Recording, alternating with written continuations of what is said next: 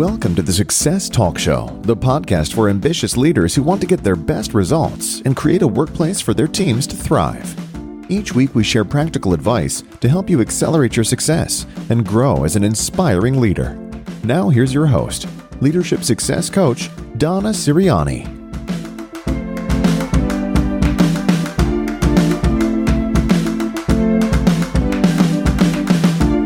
Welcome to another episode of the Success Talk Show. This is Donna Siriani, Leadership Success Coach and founder of Success Compass Academy.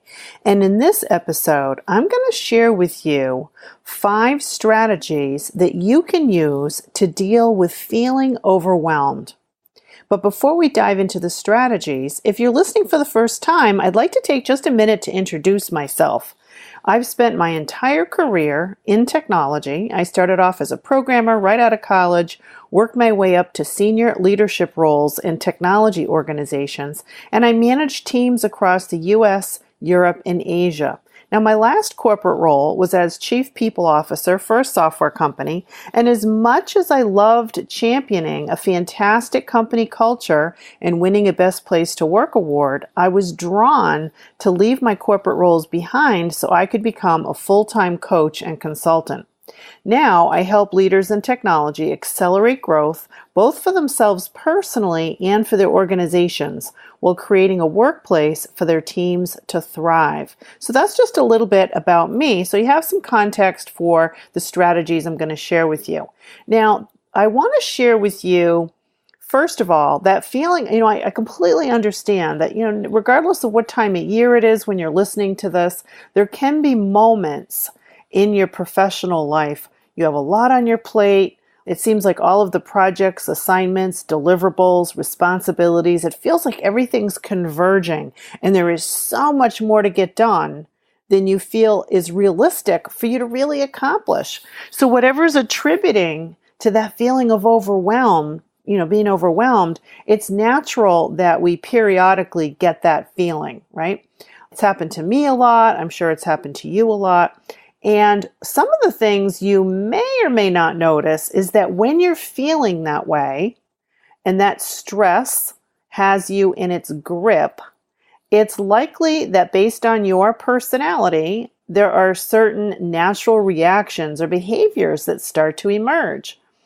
Now, it's different for everybody, but one of the things that I'm certified in is Myers-Briggs, and I always, when I'm working with my coaching clients, I do always look at how stress affects their personality type. Now, for me personally, when I am feeling overwhelmed and that high degree of stress, a telltale sign would be you see me doing something that's a relatively trivial task, and you might think to yourself, why is Donna rearranging the pens on her desk when she's got bigger things that she should be working on? So if you saw me doing something really trivial, you'd think, she must be overwhelmed. She must be stressed. That's her go-to behavior. It's called being in the grip.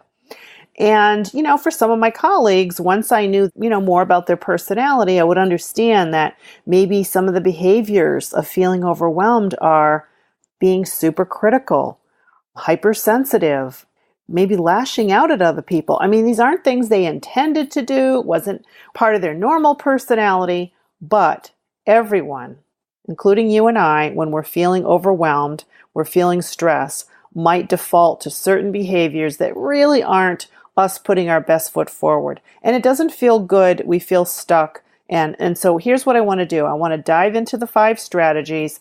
Now, these are the 5 that I have used over and over and over again. I'm not going to list them in any particular order. You decide which ones resonate with you, what you think might work for you. Maybe you've done some of these before, but I'm just going to walk you through the strategies and you see what really you think will work best for you right now. Now, the first strategy is when I'm feeling overwhelmed, I feel like too much on my plate, too many goals, projects, assignments, and in that moment, it's not clear to me how I'm going to juggle them, prioritize them, or how I'm going to tackle them. So the very first thing I do, and I actually have a worksheet that I'll mention how you can get it in a second, but basically it's very simple. The very first thing I do is I make a list of everything on my mind that I am feeling overwhelmed about that has to get done. It's a simple list. Brainstorm, get it all out of my head onto a piece of paper. Typically, it's not 100. It's usually like around 15 to 20 things that are really weighing on my mind. I'm not sure which one to work on first, second, etc. So make a list. Brainstorm, get it all out on a piece of paper. The next thing I do with that list is I put beside each item, is there a due date? What is the date that it is due? Is it tomorrow, next month, or whenever? Put the date down. And the next thing I do is I write down, again, beside each item, what am I estimating for the amount of time that is reasonable for me to spend on each item? Something could be 10 minutes, an hour, 2 days, a week's worth of work. But I just put my time estimate beside every single item. Now, to be honest with you, most of the time when I'm listing things out, they're pretty big items, and I'm usually, instead of 5-10 minutes, that's possible. Sometimes it's how many days worth of work, right? So you decide based on how big these items are. So now you've got a list of, let's just say for sake of argument, there's 20 things on this list. How much time is required for each one to be completed and a due date? And the next thing I do is I have 5 more columns where I usually come up with some criteria for setting priorities. Now, based on the job I'm in, the job you're in, what kind of work you do, your priorities can be things like client commitment or service delivery, client satisfaction, it's revenue generating, some criteria for evaluating this list. So let me just take for a moment, let's assume that items that are revenue generating, let's assume that in your role, those items should bubble up to the top of your list, okay?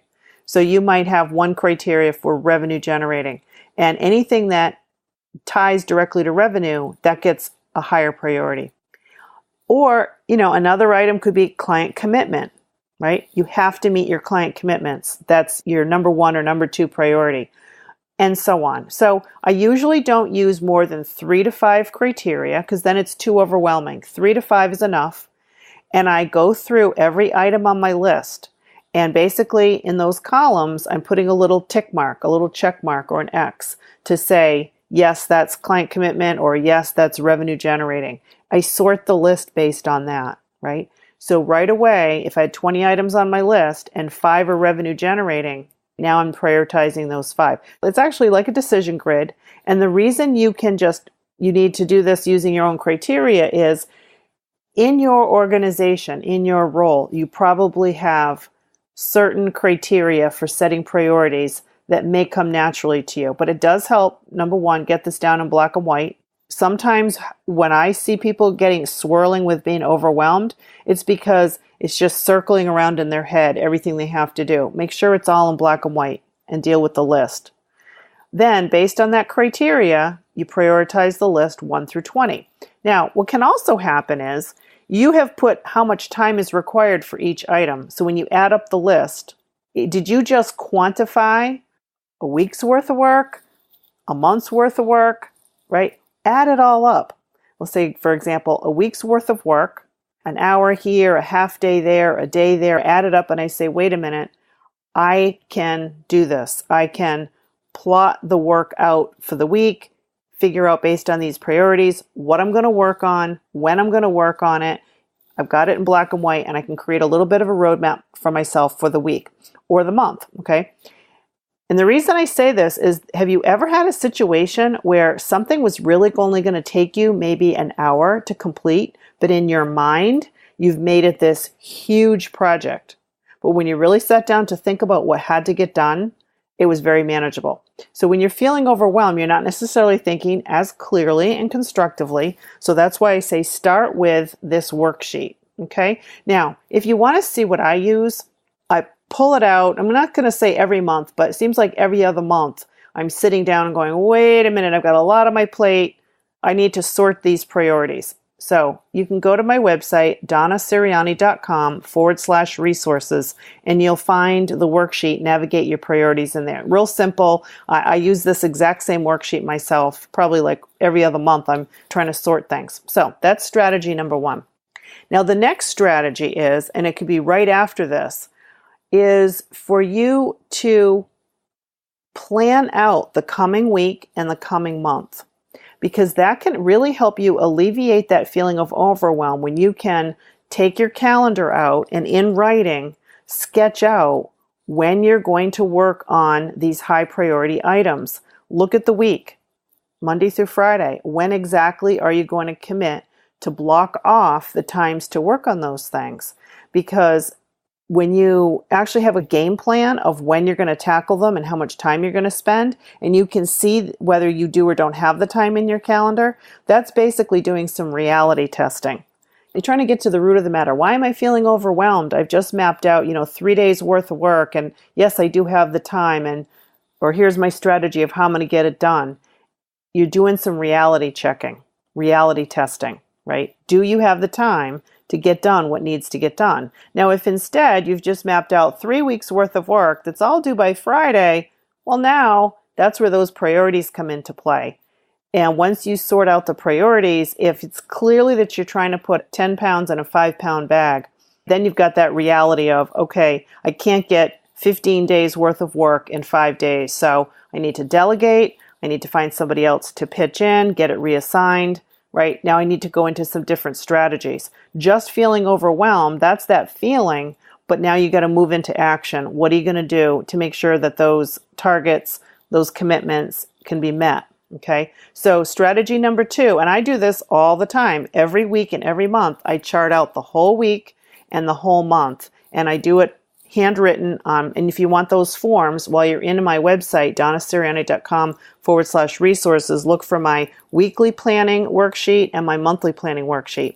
Every single week, every single month, I come up with a plan for the month so that I know how much work do I have to get done and when am I going to do it, right? That helps you to feel like you've got your arms around things, that you're in control, okay? So those are things that maybe you're already doing, but if you're not, really, really pays dividends to get those things planned out. Strategy number 3, get up earlier in the morning than you normally do. Now, if you're already getting up early, good for you. But I know for myself, when I was managing global teams and I was working, 10, 12-hour days, working and traveling internationally, that my sanity and my feeling of control and being organized completely hinged on me getting up early. So no matter where I was in the world, I would get up at 5:30, sometimes earlier than that, but say 5:30 in the morning. And the very first thing I would do, aside from having a cup of tea or a cup of coffee, would be to write what's called my morning pages. Now, I got this many years ago, I'm going to say almost 20 years ago now, from reading the book The Artist's Way by Julia Cameron. And you take a pad of paper that's 8.5 by 11, and you write longhand for 3 pages continuously whatever is on your mind. It's not journaling in that you're ever going to read these pages. You could, but that wasn't the purpose. It's to get all the thoughts, ideas, everything that's bubbling up in your mind, that's bubbled up all night while you've been sleeping. It's to just get it out on paper. You write continuously for 3 pages. At the end of 3 pages, you're done. Now, what this has done for me over, like I said, almost 20 years now, is that every little concern, problem you're trying to solve, what's on your mind, every thought, feeling, emotion, whatever it is, gets out on a piece of paper. I'm going to tell you that just that process alone has been worth its weight in gold, because it has helped me to be creative, get ideas, feel energized when I start my day. I could do this whole podcast just on this one exercise, but it's called Writing Your Morning Pages. I've given you basically the overview of what that's about. For you, it could be something else. You may get up early to do meditation, yoga, whatever it is really the centering, sort of meditative activity that grounds you and centers you. By starting your day doing something like that, you're really giving yourself that feeling of control over your day. Now, if you want to go a step further, there's a book that I highly recommend, very inspirational, called Miracle Mornings. Now, for many years, like I said, I had a very, very hectic corporate role, and managing global client services. And what grounded me was getting up early. But it was only recently that I discovered a book called Miracle Mornings. And actually the version I read was called Millionaire Miracle Mornings. And I'll put the link to the book on my website, thesuccesstalkshow.com. You'll find these book titles there and the links if you want to pursue them. But I was getting up around 6:30, but when I read the book, it reminded me of how much more energized, inspired, and organized I was when I got up much earlier. So for several weeks now, I've been getting up at 5:30, and it's a game changer. When you're feeling overwhelmed, the best way for you to feel like you're in control of your day, you're organized, you've got this mindset that is clear, productive, creative, getting up early in the morning and creating a routine for yourself that starts you off on the right foot, it really can just be all the difference of you planning your day and being in charge of the day or being reactive, always in react mode, right? Okay, so that's third strategy is get up early, okay? Now, the fourth strategy is make a list of specific activities for at home and in the office that help you recharge, that help you deal with stress. Now, one of the emotional intelligence skills is stress tolerance. And what it means is that you've got tactics, strategies in advance that you deliberately identify so that when you're in that moment, remember I was calling it being in the grip, when you're sort of feeling overwhelmed and now your behavior, you're not quite yourself, right? That's when you need to have that go-to list at your fingertips of what you're going to do. So if you're at home, maybe for you, you love going for a bike ride. Maybe you're a runner. You love jogging. Maybe you love going for a swim. You love going for a walk in nature, gardening, listening to music, cooking, painting, whatever it is. But it's an activity that really helps you feel grounded and it relaxes you. And then when you're relaxed and grounded, you can think more clearly, right? Make better choices. In the office, it's a different list, right? Maybe still you put on headphones and listen to some music, or you just go for a walk around the block, walk around the office, or maybe you go for coffee with a colleague who really makes you laugh. You instantly feel better when you talk to this person, whatever it is, but you want to have your go-to strategies. Now, one of the things that, I'm a book person, so I'll always mention books, but there was a book that I had read by Brené Brown called The Gift of Imperfection. And I actually took an online course of hers. It was fantastic. And one of the exercises she had us go through is think about the activities that when you're stressed, you perform those activities, but they only exacerbate your feeling of overwhelm. And once you perform those activities, it actually creates a downward spiral of guilt and shame. So examples would be things like when you feel overwhelmed, you buy things you don't really need, whether it's online or you went shopping, or maybe you drank a bit too much wine or binged on ice cream or, whatever it is, ate a lot of candy, whatever it is, it's an activity that then made you feel guilty or maybe some shame that you did it. And so it's that downward spiral. So those are activities that maybe there's some momentary relief. I can think back to years ago when I would take a stressful exam, some type of exam as part of an MBA program. If I wasn't happy with how I thought I did, I'd buy a big bag of cookies on the way home. So that's not the kind of thing we're talking about here, right? The activities that help you feel rejuvenated, refreshed, and give you that sense of calm, right? Meditation, yoga, walking in nature, all those activities where afterward you feel much better, right? You don't feel guilty afterwards. Those are the things you want to have your go-to list. So that's strategy number 4.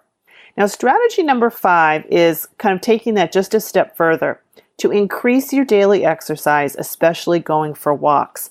When you're feeling overwhelmed, which may create stress for you, that is precisely the time when you need the benefits that you get from either going for a walk or doing some strenuous exercise. For example, when you go for a walk, and this is based on neuroscience, while you go for a walk and you're in nature, unbeknownst to you, this is the perfect time to work out a problem. You may not be even deliberately trying to solve the problem, but it's on your mind. At the end of the walk, there's a good chance you now have some clarity on this problem you're trying to solve. So when in doubt, go for a nice long walk in nature, and it could be like a 30-minute walk, 15, 20 minutes, whatever you have time for. That actually helps you have the clarity that you need in this overwhelmed situation to make some good choices. Now, going beyond that, if you could schedule time, whether it's every day, every morning, every afternoon, whatever it works best for you, to get more strenuous exercise, then in the hours following that exercise, you have an increase in creative energy, right? So in the few hours following that time, you've got some energy that you can tap into for those projects that are on your plate. So I'll give you an example. Again, going back to some of my corporate roles that were very stressful, I would work out every day at a health club at 6 a.m. Then when I'd get to work, because I knew the power of the exercise in terms of creative energy, being more productive, more creative, in those first few hours of my workday, I would deliberately schedule and block off some time to work on an important project, because I knew that during those hours, I had this surge of energy that I could tap into and leverage. So again, this may sound counterintuitive because you're thinking, oh my God, I don't have time for that. That's why I'm feeling overwhelmed.